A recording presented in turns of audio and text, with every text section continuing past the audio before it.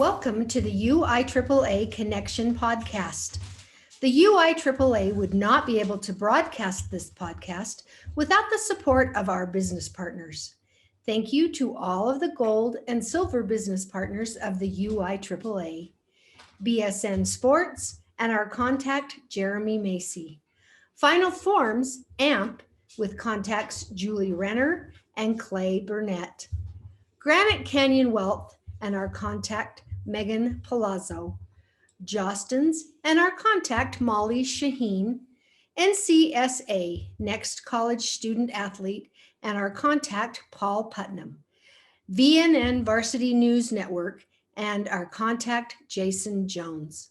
Thanks again to all of the gold and silver UIAAA business partners. Welcome to another edition of the UIAAA Connection. I'm your host, Mark Hutch Hunter. Today's guest is Trevor Wilson, CMAA Athletic Administrator at Stansbury High School. He is also the Assistant Certification and Professional Development Coordinator for the UIAAA. And of course, we're going to get a chance to talk to him about that for a moment. But welcome to the show, Trevor. How are you this morning? I'm doing good. Okay, Thanks. did we get all the COVID tests done yesterday and the day before, or are they still more today and tomorrow? No, this week we just tested on Monday and Tuesday, so we got probably 270 athletes activities done on those two days. It's busy, but it's fun. Yeah. It's old hat for you guys, right? Because you're doing it every week.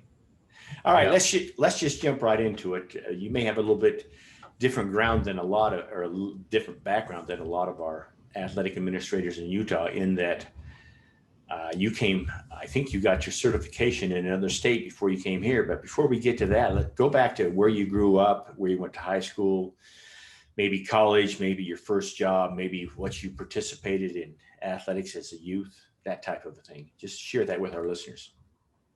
All right. Well, I actually grew up just outside of Seattle, Washington, in a town called Puyallup. Went to Rogers High School. I grew up there my whole life.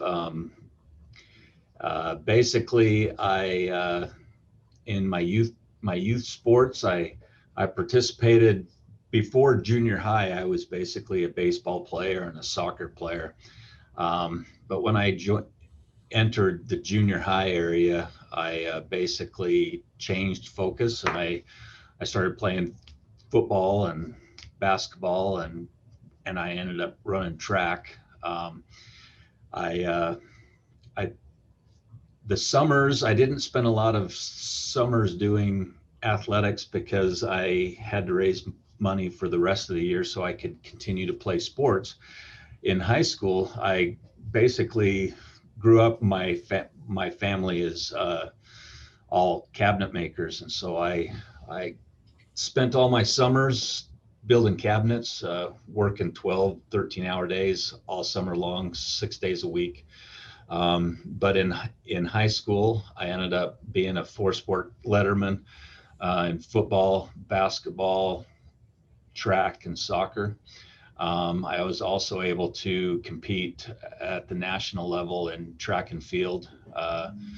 I competed around the West Coast, and then I also competed in Baton Rouge, Louisiana, in nationals for track and field. I was a high jumper and a 400 runner.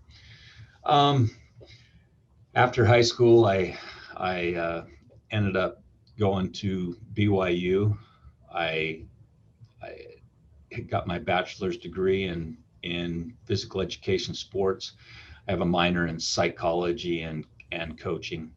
After that, I started teaching, but then I ended up getting my master's work done at the University of Idaho. I had a chance to do my master's work in sports science, exercise physiology. That was a great opportunity. I learned a lot there at the University of Idaho. And then I started teaching.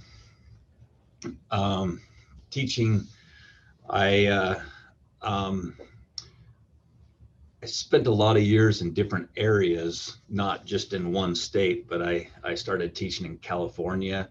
I spent a year on a year contract in Sumner, Washington. Went to Idaho Falls, Idaho, and taught at Bonneville High School. And then I went to Ontario, Oregon, and now I'm at Stansbury High School. So that's kind of where I was and things like that. So that's kind of my background. All right. It's just a great story. So share with us maybe some of the teachers or coaches, bosses, maybe someone besides your parents that served as a mentor for you that helped you in your journey. Well, mine is kind of a different background. I grew up and I had a severe speech impediment, and I basically stopped talking basically and had to learn how to talk over again. And so one of my biggest mentors in my education was a special education teacher I had in junior high and high school.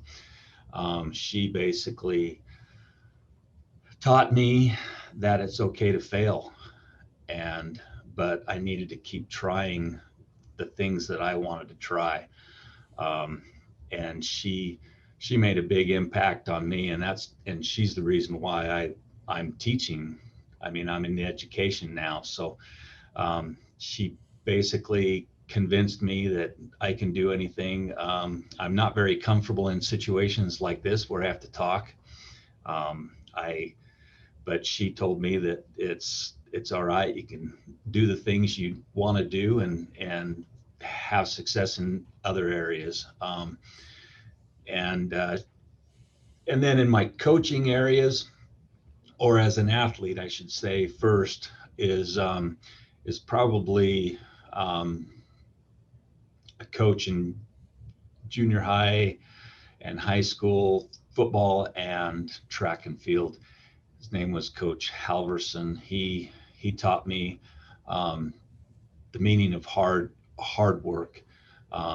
Maybe that you were one of the best players on the field, that means that you had to work harder to be the example for your other teammates and things. And he taught me that it's just do the best you can, and everything will take care of itself. My coaching and AD mentors, I look at that as a little bit different. I'm one that loves to observe people. When I was younger, I used to sit in malls and stuff. People don't go to malls anymore, but I used to sit in malls and just watch people go by and see what people were like and stuff. And I think that is kind of how I've been mentored in coaching and as an athletic director. I think everyone that has been around me has been a mentor in some way, because I love to observe them and see what they're doing. I've learned a lot of things, what to do as a coach and an athletic director, and the things that I do not want to do by some of the people. And it's just basically by watching others and learning from others. And that's how I kind of view my mentors. So that's great. That's great. Thanks for sharing that with us. Now, your first athletic administrator job was in Ontario, Oregon, then, right? Yes, that's okay, correct. And so you were an AD in Oregon. I'm sure you know Bill Bowers, former executive director up there, maybe Ron Richards, yeah, Dave Hood, all those guys up there. And so this next question is, when you first got the job in Ontario to your job today at Stansbury, how is the job of athletic director different? And that's got to be what, at least 15 years or even longer? It's been 19. This is my 19th year. So so it's been 19 years. So how is the job different now than it was 19 years ago in another state? Well, first of all, I'm going to kind of share how I got the job first, because that kind of helps explain what I went through there. I actually went there to apply for a defensive coordinator position in football, and as well as a PE job. And I was asked to apply for it. And so I went down and applied for it. It was an interesting job to me. I went through the interview process, and they stopped the interview, and the head of the committee asked me to leave the room just for a minute, and they were going to invite me back. Well, that's a confidence builder. Yeah, and I thought, I'm done. I'm done. This isn't a job that I'm going to get. But they called me back and said, we don't want to offer you the job as the PE teacher, but we want to offer you the job as the athletic director. And it wasn't even something I thought about. It's something I didn't interview for. It's something that I didn't even think about. They had a temporary AD at that time. And so I came in, and there was no one that gave me instruction. And so I kind of had to just fly by the seat of my pants. That's the way a lot of ADs are, they get thrown in the job and they don't know what to do. And so you just kind of have to learn. But back then it was really interesting because, like, for instance, eligibility paperwork, I had stacks of paper on my desk of physicals, consent form, concussion forms, all these different things, whatever the state required us to collect. And then you had to take those papers, and I created a file for each kid. And then you have this huge filing cabinet that you put seniors in and juniors in. And so you can collect them and find the kids. And you had a spreadsheet that you wrote down every kid on and marked off what they had in there. But now we have register my athlete, and the kids just go on there and e-sign everything, and it's all collected there. And so you don't have the filing cabinets that you used to have, and the paperwork and all that. I mean, it's changed now, but that's one of the biggest changes I've seen. Also with referees, how you used to get refs is you would get a schedule and you would send it to the assigner by mail, basically, and you basically hope that they were assigned.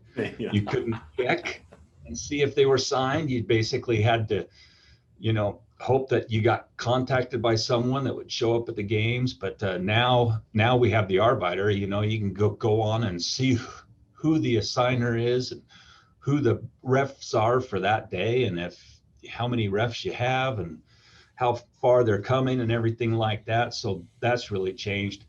One thing I was thinking about too just now is the concept of long distance phone calls. In Ontario, we were the Uinta of Oregon, basically, out in the middle of nowhere. And we were the only school in the mountain time zone in the state in our classification. And so when you made a phone call to anyone, it was long distance, and you had to put in an access code to get long distance, and now we don't even think about making a long distance call. We just dial the number and you get connected. So that's something that's really changed.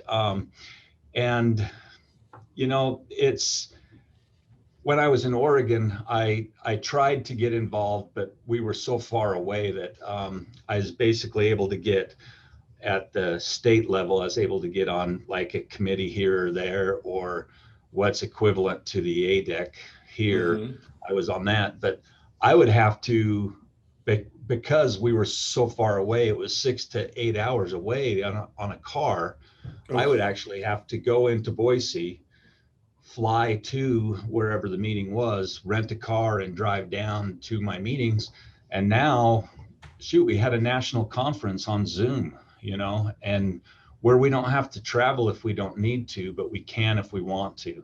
And so that's another thing that I think is really, really changed, is the accessibility of the athletic directors that we have across the state and across the nation. So, thank you for sharing that. You talked about the stacks of papers. It just brings back horrible memories to me. I remember sitting at the sophomore volleyball game or the JV volleyball game and just going through, because you're one at a time going through each kid. And when I retired, it was still paperwork. I think Register My Athlete came along right about the time that I left Jordan. I think probably Register Athlete was the fall of 2013, I think.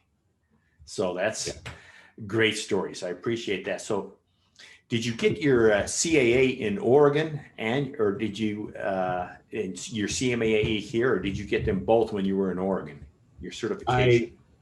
I got my CAA when I was in Oregon in 08, I think, or 07 or something like that. And then my CMAA was in Utah in 2013.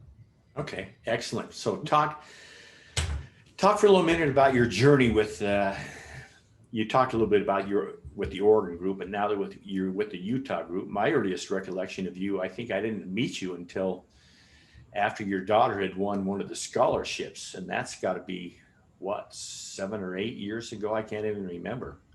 So talk a little bit about your journey with the Utah group and with the NIAAA. Yeah, it's interesting because when I moved here from Oregon, I wanted to get involved, but I had no idea how to get involved. And so my first opportunity to serve in the state, I didn't even know the difference between the UHSAA and the UIAAA and the NIAAA and all that stuff. So when I came here, I had an opportunity to serve on the UHSAA executive committee, and because our region needed a region chair, and so I volunteered for that, and so I did that for about five years. But how I got involved with the UIAAA was about 6 years ago. Jamie Sheets and I became friends within a region, and so I started asking him about, I'm doing this with the state organization with the UHSAA, but I want to get involved in the Athletic Directors Association. How do I do that?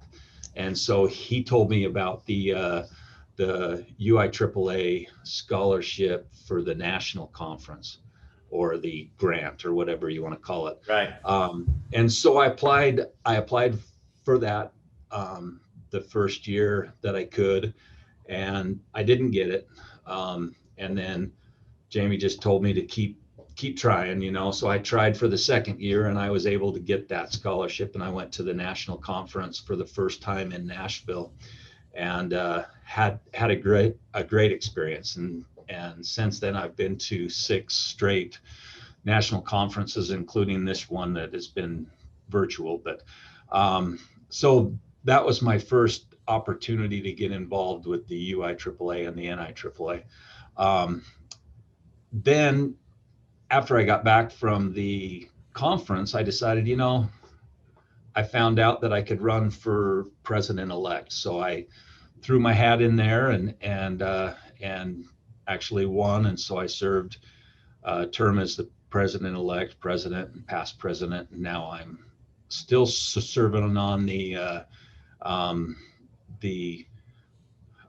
board as the assistant certification coordinator and LTI coordinator. So it's been a great opportunity, and it's not something that you just have to, it's not something that you just fall into. It's something that you have to reach out to and be involved. I started teaching classes early, as soon as I could. I found out that I could teach classes, and so I volunteered for some classes stuff and took the 790, and I've been teaching classes for several years, and I love that. And then with the NIAAA, I've been wanting to get involved with that, and so several times I just asked people, how can I help or anything? And the first assignment with the NIAAA was to be able to serve on the NFHS coaching certification committee as the state liaison. And so I'm still serving on that committee, but just as the liaison. And then the national cohort came out, and I wanted to get into the first cohort. And I got the email. Probably 15 minutes later, I went to sign in because I had to get the credit card and stuff. And I went to sign in, and I was too late. And it was full. Yeah. It was full. I mean, within 15 minutes, it was full. And so I had to wait for the next year. And so as soon as it came out, I got accepted into the NIAAA Cohort 2 program, which was a great experience. I finished up that this last month.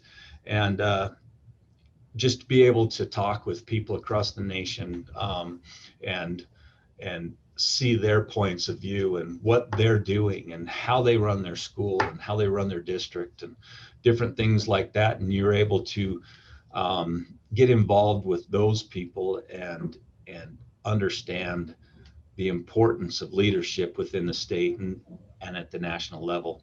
And then this summer, I was asked to be a part of the brand new mentoring committee and then with the NIAAA that started just this last month.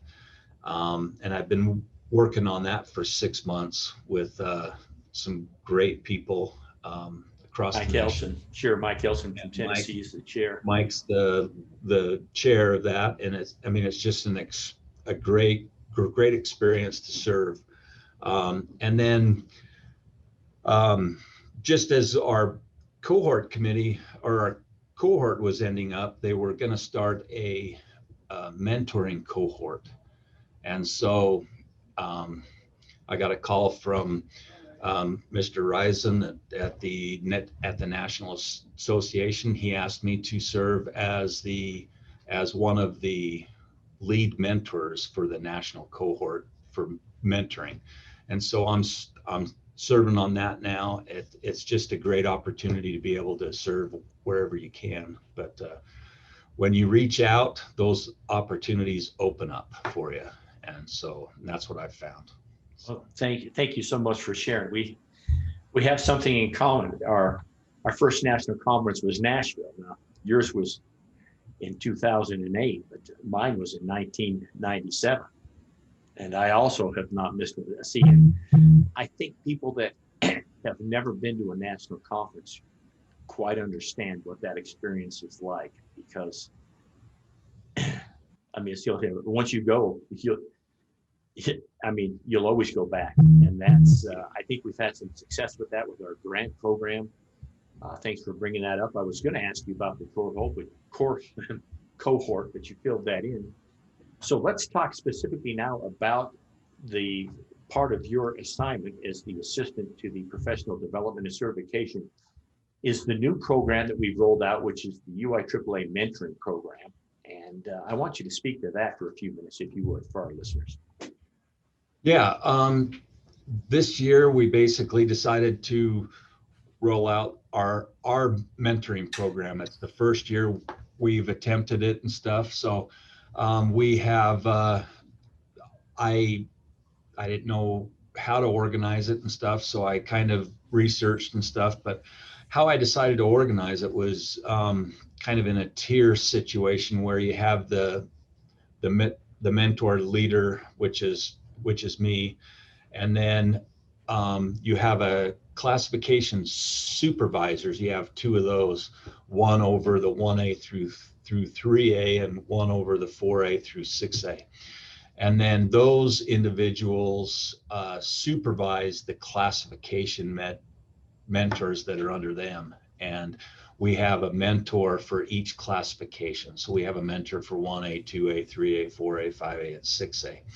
And their jobs as mentors is to be able to contact each new AD, which is classified basically as anyone between the years of 1 to 3 years as being an AD. That's what we figured being a new AD is. So their job is to contact them once a month, or if they're newer than that, 1 or 2 years, then they contact those individuals twice a month to see how they're doing, if they needed any questions, if they're and so the system is set up where we can help support one another, supporting our new ADs.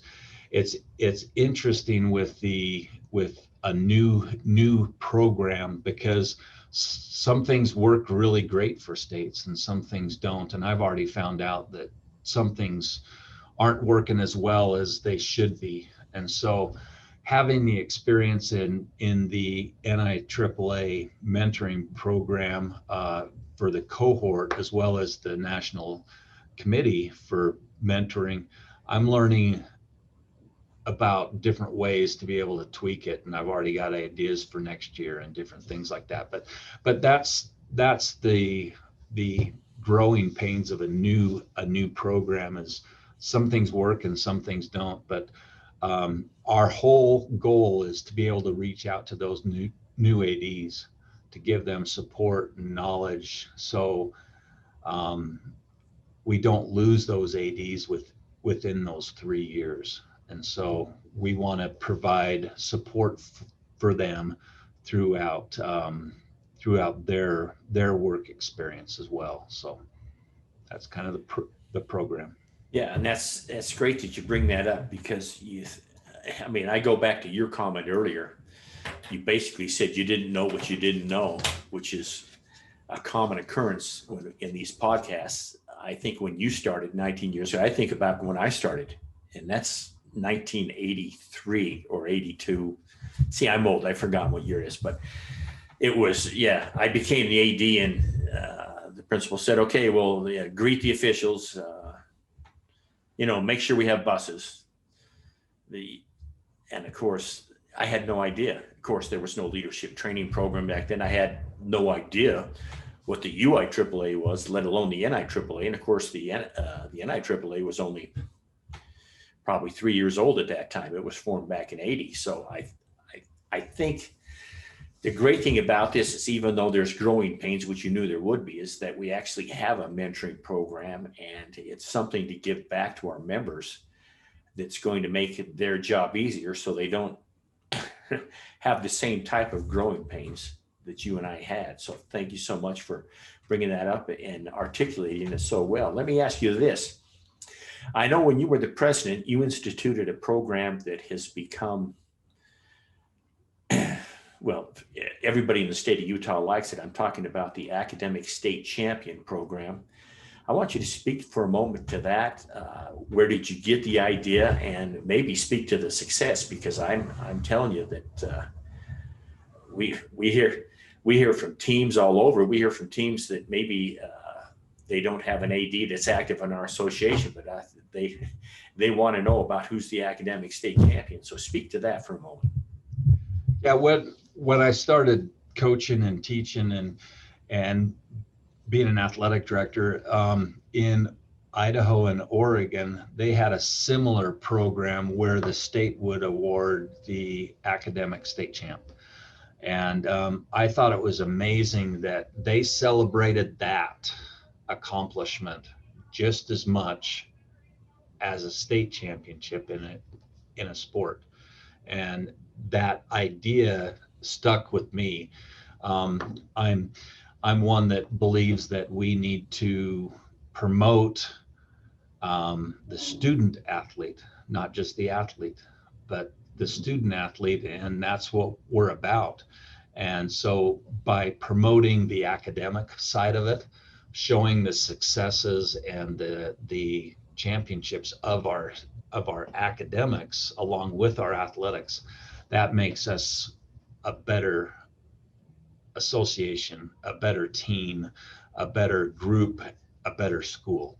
And so when I came to Utah, I actually talked with Ren Hoops, which was in my region at that time, and he was becoming the president of the association, the UIAAA, and I put a plug in his ear, and I think the first step was to get the GPAs activated into the Directors Cup. That was the first step, and then my next goal was basically to try to get the academic state champion award off the table. And so when I was president-elect, I wanted and proposed this idea of celebrating the academic side of it and awarding an academic state champ. And then when I was president, we actually rolled it out that year, and it meant a lot to me, because I think that a lot of kids, there's schools that'll never win a state championship, but they work hard in the classroom, and some of those schools and teams have won the academic state championship, and that's very valuable. And so that was one of the things that I wanted to do as a president, and it was accomplished. And now it's just like everyone in our school wants to know how our team did GPA wise, how we ranked, if we had a chance to win it. And if we weren't very successful in the team GPA side, they were talking to their kids about, hey, we need to increase our academics, and stuff like that. And so it's more about celebrating something that is big in athletics and in the student athlete world, is to be able to celebrate academics. And if we do that, I think the true meaning of extracurricular activities, the school-based athletics comes out. And I think that's an awesome award for us to give. Well said. I think, people, it's become really a favorite, like you've talked about. And it's funny, because you talk to some of the students out there and some of the parents who will find you at a state tournament and ask when that presentation is going to happen or who won it. But they don't understand that there's a difference between the UHSAA and the UIAAA. And I think that's really put a niche in our belt, if that's the right vernacular to use, because it's an award from the athletic directors. And I just think we do it now, but I'm thinking to myself, what were we thinking all those years that we didn't do it? So I know the UIAAA thanks you. I know parents and students across the state thank you, because it's turned into a real successful thing. And so that's a positive thing. So let's get down to, we're just about done. I know that excites you, but let's talk about what's the favorite part of your job? Well, I think my favorite part of the job is kind of unique. When I started at Stansbury High School, I created an award called the Gold Letter Stallion, and the award is given to an athlete or activity member that letters in 8 varsity letters or more, and usually those people that get that award aren't always the ones that are recognized in the paper all the time, or have the box scores or something like that. They don't get many accolades during their career. But my favorite thing is to award this award to those athletes that have accomplished this goal of getting 8 or more varsity letters. And when we started, we had maybe 2, maybe 3. Now we're up to 13, 14 a year. Oh, that's awesome. And what it also does is it provides an opportunity for those kids that are really close to it, and they look at their senior year and they say, man, I need 1 more letter. I'm going to go out for tennis, or I'm going to go out for track, or I'm going to try out for choir, all those things to get that 1 extra letter. And we've had state qualifiers in track and cross country and tennis that have just done that sport because they wanted to get that gold letter. And it's the kids that don't always get the recognition. And so my favorite thing is to see those kids get the recognition that they deserve. And that's probably my favorite part of my job right now. That's great. That's awesome. That's really awesome. Let me ask you this as we're winding up. if you could have any advice for a new athletic director, I'm going to say a new athletic director is somebody, you say 1 to 3 were the mentoring, but I'm going to say anywhere between 1 to 4 years. If you had 2 things that you could share with them that they absolutely need to do as a new athletic administrator, what would that be? Well, I think the failures of athletic directors come with not knowing the rules, and they get in this trap. And I think so. The things that I would probably tell them to get to know is the I love to look at the registermyathlete.com question and answer section. And what it does is, because there's so many good things about the Register My Athlete, but if you don't do it right, you're basically playing illegal players, or you don't have a roster on there, or you have people signed up for a sport, but you don't have them listed on your roster. So the state doesn't recognize that they're eligible until they're on the roster.